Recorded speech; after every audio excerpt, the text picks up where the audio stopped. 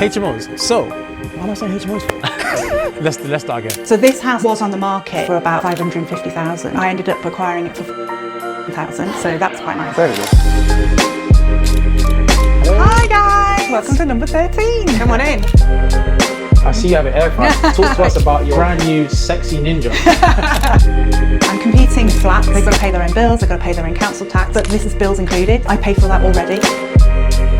When you're first looking for investors, the first thing you think you're doing is going out with your hands out, asking for money. So when they hear that you're offering them 10%, their ears prick up because they're never going to get that through a bank. This is all me, this is my thing, this is what I love doing. Why would you ever need to leave? Get Tesco delivery, you're fine. Guys, today I'm in sunny Liverpool interviewing Celia of Phoenix Living, where we go through a completed 8-bed HMO. We discuss a bit about Celia's background and how she got into HMOs from being mentored herself. We discuss raising finance and how the hell she raised all this money for this project. We discuss interior design. I'm really looking forward to showing you this, guys, because it shows you how exactly HMOs should be done. Stay tuned to the end if you want to get a load of tips. I'm going to leave details of Celia in the bottom and let's go from there.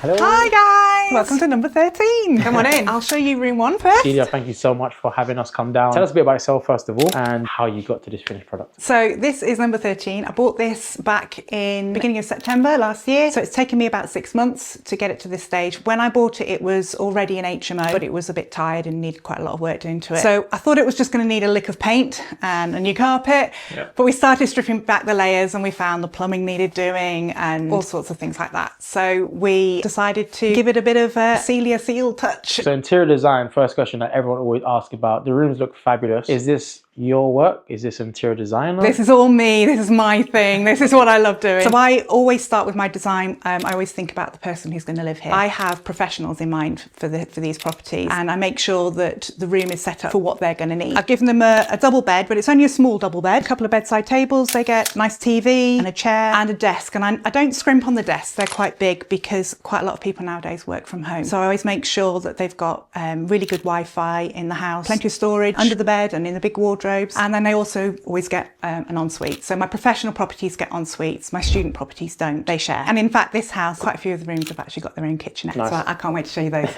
Me too, I can't wait to see them. This was an existing HMO. Is that a strategy you always go for? Is it the first time you've done it? Take us through that process. It's the first time I've ever taken an existing HMO and made it better. This is an Article 4 area here. So it needed planning permission. It's got 8 bedrooms in this house, so it would have needed planning permission anyway. And it already came with the planning permission. It actually comes with planning permission for 9 bedrooms. So in the cellar, there's a space down there. So in the future, I might want to change that into a bedroom. That makes it definitely a commercial property. So it will be valued as a commercial property at the end of the day. This area is a really good up and coming area. And I wanted to make sure that I was going to do everything properly and I didn't have to jump over the hurdles of trying to get planning permission. So it already had that. We've seen from previous videos, different people have had their planning refused. It just shows you guys, regardless of your approach, planning is a major key, especially when you go anything above 6 beds. It's something that obviously Celia's thought about and made sure documents were in place. How did you find or get access to the owner? Was it through a HMO agent? Was it direct to vendor? So this was actually through a sourcer. I haven't used a sourcer before, so it was a bit of a new one for me. I'm part of various networks here in Liverpool and I just put a message out saying I'm looking for my next property, gave them my parameters, and then someone came back and told me about this. So this house was on the market for about 550,000. Then it was taken off the market, and then when it was brought to me it was 450,000. I ended up acquiring it for 415,000, but it was valued on day one at £500,000. On day one I had £85,000 worth of equity in the building, so that was quite nice. Very good. So I guess question, when you saw it would have been listed for an amount before you said 550, let's go down to 450, did that ring any alarms? Why is it dropped to 100, or was you just happy that it was at that number? Yeah, you've got to do your due diligence. But I knew this area, I knew it already had planning permission. I did a lot of due diligence in the background before I actually purchased it. There's always risks and you've just got to know where your levels are and where your boundaries are, so you can kind of go, that's a calculated risk, I'm ready to take that, or no, I'm going to park this one. And I do. Sometimes I look at a property and I kind of go, not for me. Not for me. Major key there, always going to be risks in these things. You just need to know your risk appetite. Celia definitely knows that, so I'm just looking forward see the next one. Should we go to bedroom number 2? Yes, come on. Let's do it. I can see we have a theme going in the house. So it's a massive room, this one. I actually had a viewing here the other day and this was their preferred room. So Wow. it's lovely. It's at the back of the property. The darker paint on the wall over there, I've actually used that in another property. I then mixed it with some white paint to give me the paler shade. So bit of, you know, scrimping and saving, but it kind of creates a really good theme. I do like these sorts of colours. So if anyone goes on my Instagram, they'll be able to see that I have used these kind of colours in a lot of my properties. You guys will never get a sense of how big this room is, but there's space in here. It's not feeling too cramped. It's not like the 8 meter square that some people try and squeeze in. It's really, really good. One thing I wanted to ask as well, Celia, is I know you have been involved in an education or training group. Can you take us through specifically anything to do with the HMO space, how you have helped people and any advice you have for people looking to get into HMOs and considering getting a rental? So when I started back in 2021, I did my first HMO myself. I just went out and bought a house and converted it into an HMO and did it all myself. I did an okay job, but it took me a really long time. And after that, I realised I needed someone to help me, to hold my hand. So I signed up with Rick Gannon. So Rick Gannon's all over Facebook and he has a training program called New Era. So I signed up with him for his year-long mentorship program and it was absolutely brilliant. So in that year, I actually bought 2 properties, one of them being a semi-commercial property,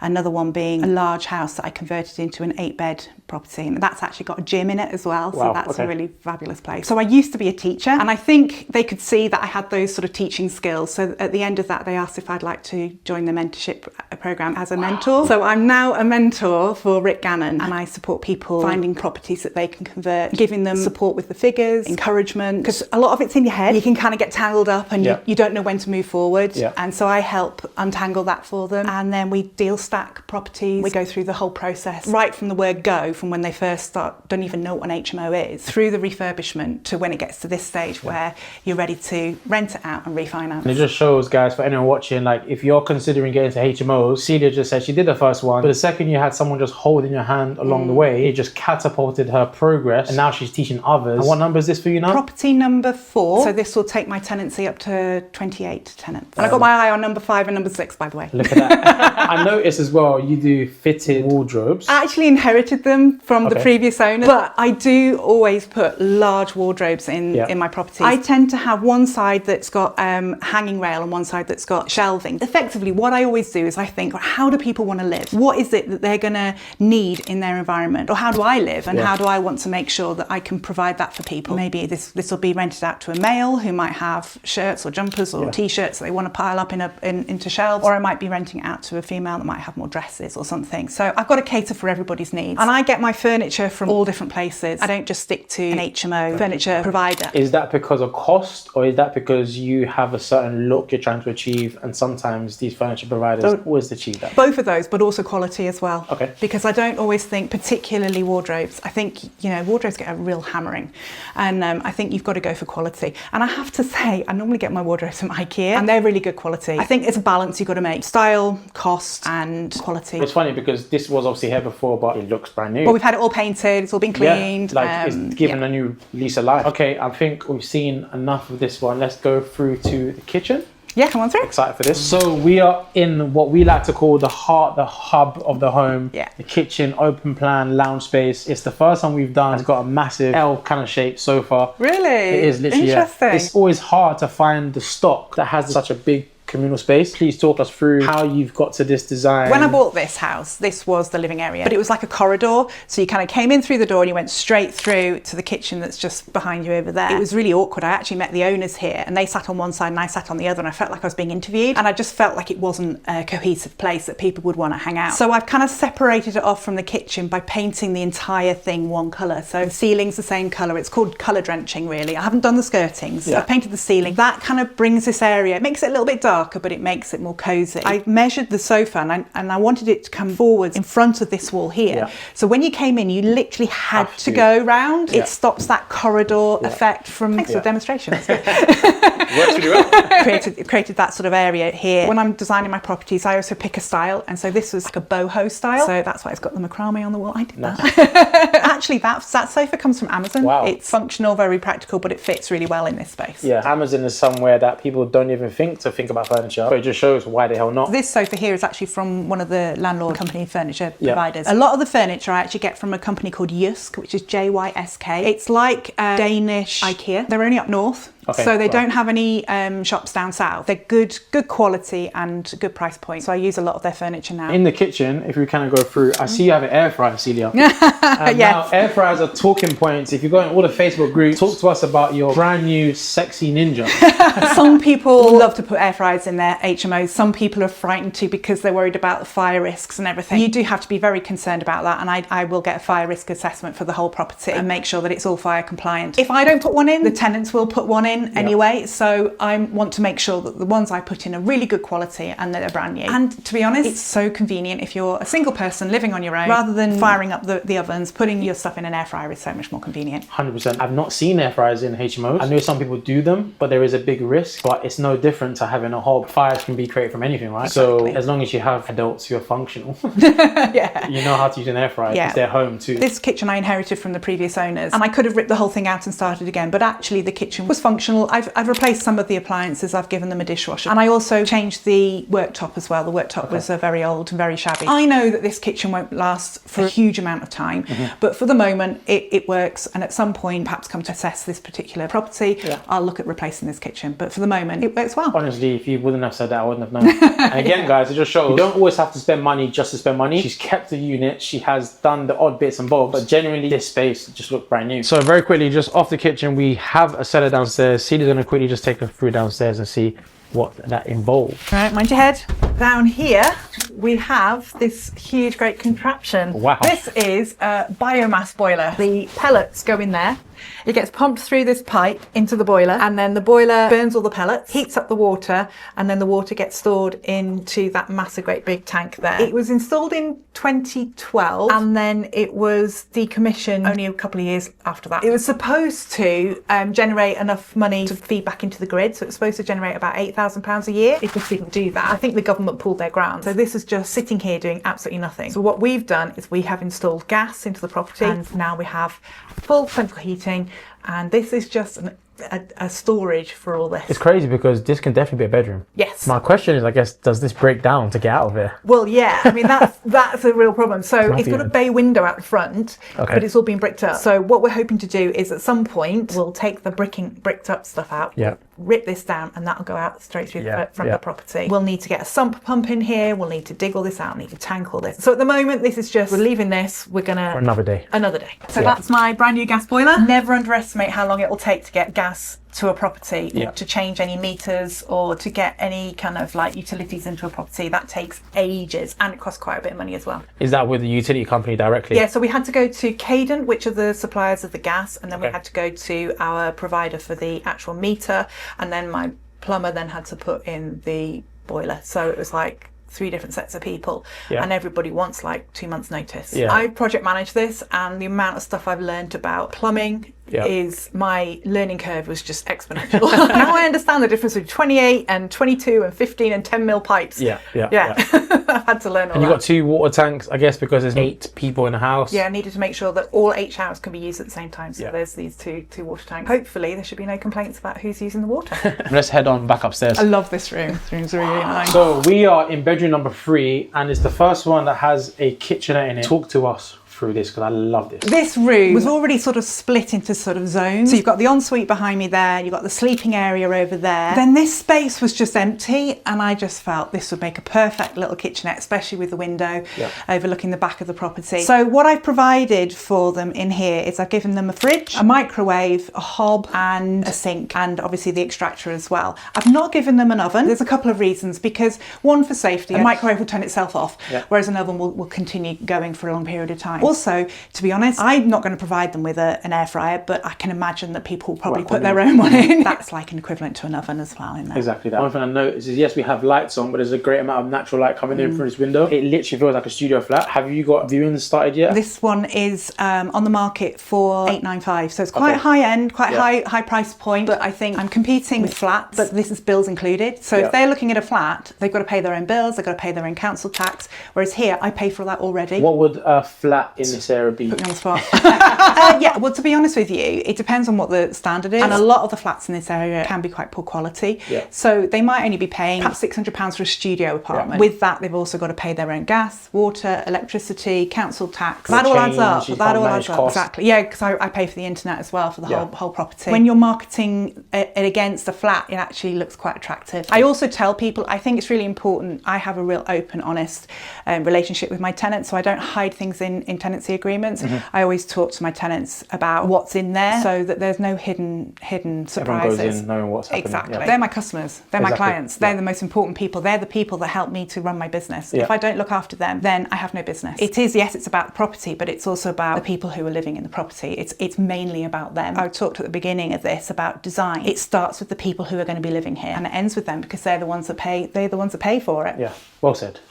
I've noticed as well we have this zone in a corner. Just talk to us about this little nook, which looks very cozy, to be honest. Just the way this room was designed by the previous owner. But what I've done is I've actually used colour blocking again to zone this area out, and it almost creates a bedroom they can have separate from their living area, which is over there. I love as well that they can either decide to watch TV from the chair here or in bed. I know which one I prefer, but they have the option. I did consider putting the TV on the wall there, but it means you only watch it from the bed, and all my TVs are on swivel brackets, so that people can actually pull them and move them how they want. I also think about where I'm going to put the desk, because people who are on Zooms, they don't want to have their bed in the background. So at the moment the desk is there, and so their background will actually be the mural that I've got in the room. And I think that's important, you know, because they're professional people. They want to make sure that their lives are professional. There's a lot of thought process into it, and this is what we're trying to show. I think one of the things I would change about this room is I wouldn't have the radiator next to the bed.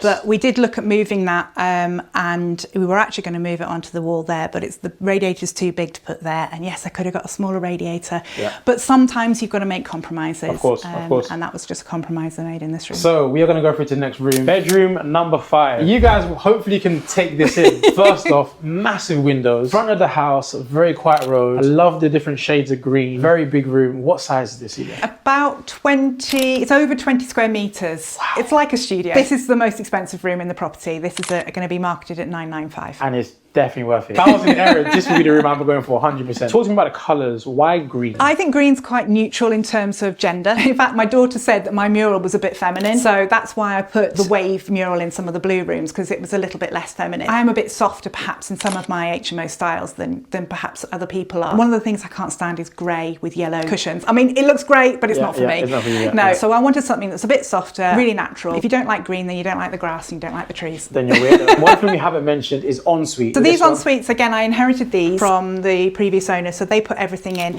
They've got quite small shower cubicles in there, but they're really functional, they really work, it's great. But what I've done is I've just taken the colour from the room and I've put it on the walls in there, given them a nice vanity unit in there as well. We needed to put a boiler in this property, so we wanted to put gas in here. When they found all the pipe work, they realised that the pipe work wasn't going to be good enough in the whole property, so we stripped all the pipe work out and we put much thicker 28mm pipes all the way to the top. And when they did that, they found that some of the waste pipes weren't connected. Oh no. So what we tried to do, we used the old tiles where we could, and then when we had to take the back of the showers out, we actually put contrasting tiles in. So I chose the tiles at the back of that, and then we've reused the tiles. So again, a little bit like you said before about us upcycling and recycling, make use of what we've taken out, and then where we've had to replace, we've kind of made it match it. Again, as a developer, you've seen a property from the beginning. Someone coming in will not even know any of this. They just see the finished product. Oh, it's nice, it's tiles, I want the room. So it just shows us as developers, we think about so much things, but for guys that are looking to get into it, try to remove emotion as best as possible. I know it's hard. Think about the product, think about the end user, and we'll get amazing products like this. And sometimes you'll go and view a property and you'll think, oh, I can keep the carpets, they're great. And then when you actually come to do something with the property, you realise the carpets are shocking. You need to completely rechange them. And I think that's where contingencies come in. So when you're budgeting, make sure you've got a budget for contingencies where you think,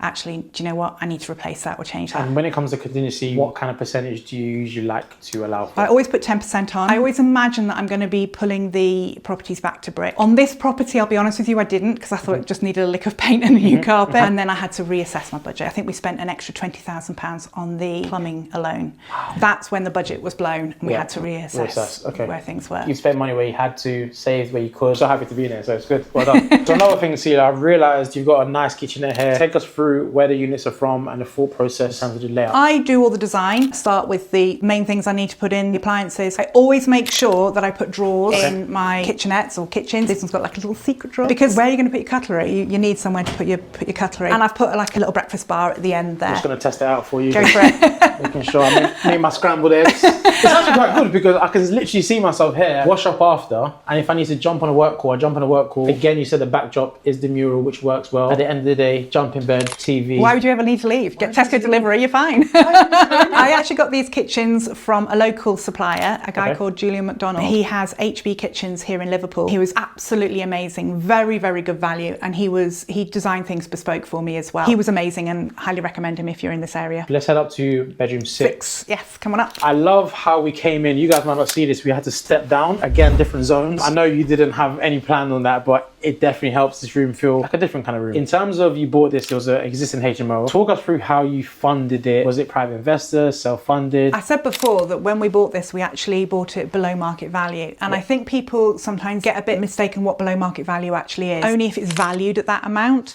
is it below market value. We had a valuer who came and they valued this property at 500,000 and we bought it for 415. So we immediately had £85,000 worth of equity. So we were getting a bridging loan for the property at 75% loan to value, £375,000 of bridging loan given to us, but we were only spending 415 on it. So the deposit we put down was effectively £40,000. Obviously, you've got to pay extra costs, you've got to pay your stamp duty, you've got to pay for your solicitor's fees, your valuation fees, bridging costs, all those sorts of things, make it add up. But it meant that we were purchasing this property with a really low deposit. So we used our own funds for that were within the business. For the deposit? For the deposit. Okay. And then we use angel investors. We use their money for a fixed period of time, for a fixed amount of money. Then when we refinance the property will be worth a lot more, we hope. We get it revalued onto a fixed term buy-to-let mortgage, and then we give our investors their money back plus their interest. For those watching, yes, this was an existing HMO. It's no different in terms of the structure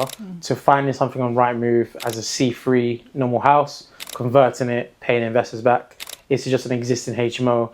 And I like the idea that it's in an Article 4 area, so that once you've taken it to the new level, got the money out, you have this asset in an Article 4 area. You know it performs, it's going to perform looking at this anyway. Very interesting. In terms of investors, how have you found working with investors? Any advice for someone looking to raise finance for their projects or get better at it, I should say? When you're first looking for investors, the first thing you think you're doing is going out with your hands out, asking for money. Please, sir. And actually you've got to change your mindset about it, and you've got to realise that what you're doing is you're offering people something they don't have. You'll be amazed at how many people have money. Friends, family, could be anybody that you're chatting to. You just have to be enthusiastic about what you're doing. People kind of pick up on that enthusiasm. When they hear that you're offering them 10% on their investment, their ears prick up, because they're never going to get that through a bank. You're not begging. You're actually saying, there's an offer here, if you're interested. Now, at first, that's much more difficult because you don't have proof of concept. You haven't gone through it and done it first. That's where you start to draw on people who know and love you already, so your friends and your family. We've got family members that have invested with us, and it's wonderful because when we give them their interest back, we give them their investment back, and they say, no, you keep it, we'd like you to carry on using it. So we give them the interest back, and then they go on the most amazing holiday, and you feel really privileged. Because you've actually been part of helping other people use their money wisely. Love that. Like anything in life, everything's hard in the first instance, but now I'm sure you've got many people throwing money at you. Not quite, but no, I don't find investment difficult anymore. It's a huge responsibility, and you've got to make sure your numbers stack, and you've got to make sure you're doing the right thing by looking after other people's money. But I'm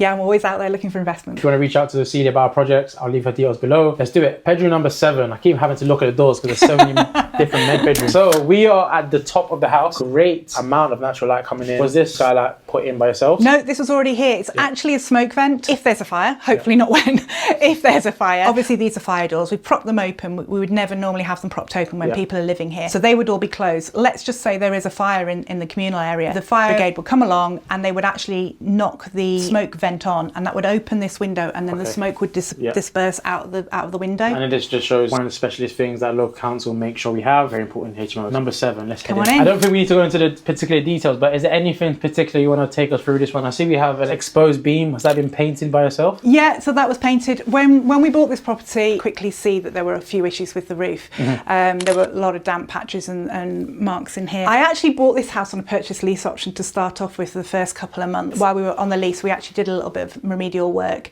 and one of the things we did was just make sure there was no water ingress coming through, and then that just meant that when we got it valued valued at a higher Yes, amount. yes. We've had to have this side of the roof redone, and it was, you know, it was important. You said, I think at the beginning, that were there any red flags? Well, you've got to have your spidey senses on and kind of be looking for things like that. Was that considered as part of your contingency or part of your original budget? Part of my original budget. Okay, perfect. Yeah. And I feel, as you mentioned, we come up the stairs, it's getting warmer as we come up. Guys, you can't feel it, but it's very toasty in here. It's good because like it just shows that when the heating's on, people live in here. The house is very cozy. Yeah. We've got a very nice, good underlay under our feet in the carpet. But one of the things we had to do in some of the rooms was there was a bit of a void on the floor, and the noise travelled between the voids, so we had to stuff it with insulation. We haven't balanced the radiators yet, which is why it's too warm up here and cool downstairs. So when we've got all that balanced, it should be a bit more stable. I like it warmer, so this is good for me. Last but not least, bedroom number 8. Again, very similar layout. I love what you've done with these rooms that have the kitchenettes in them. One thing I wanted to ask you, Celia, is how did you get into HMOs? I feel like you've got a very unique story in terms of how you got into it, and share it with the viewers. I've always wanted to do something with property. We moved to Liverpool 11 years ago. I fell in love with this house that was way over our budget, but it did have 2 rooms and a bathroom and a kitchenette up in the very top of this property. So we decided to rent those rooms out to lodgers. We got friendly with a local dance college. They needed places for their young members to come and stay, so we